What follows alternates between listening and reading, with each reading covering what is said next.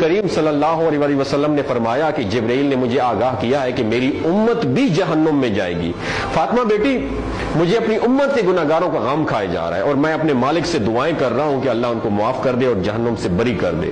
اور یہ کہہ کر پھر آپ سجدے میں چلے گئے، رونا شروع کر دیا، یا اللہ میری امت کے گناہگاروں پر رحم کر، ان کو جہنم سے آزاد کر کے۔ اتنے میں حکم آ گیا، وَلَسَوْفَ يُعْطِيكَ رَبُّكَ فَتَرْضَىٰ، اے میرے محبوب غم نہ کر، میں تم کو اتنا عطا کروں گا کہ آپ راضی ہو جائیں گے۔ آپ خوشی سے کھل اٹھے اور فرمایا کہ لوگوں، اللہ نے مجھ سے وعدہ کر لیا ہے کہ روز قیامت مجھے میری امت کے معاملے میں خوب راضی کرے گا، اور میں اس وقت تک راضی نہیں ہوں گا جب تک میرا آخری امتی بھی جنت میں نہ چلا جائے۔ بولتے ہوئے آنکھوں سے آنسو آنا شروع ہو جاتے ہیں بندے کے، جب بندہ سوچتا ہے کہ ہمارا نبی صلی اللہ علیہ وسلم اتنا شفیق اور غم محسوس کرنے والا ہے، اور بدلے میں ہم نے ان کو کیا دیا۔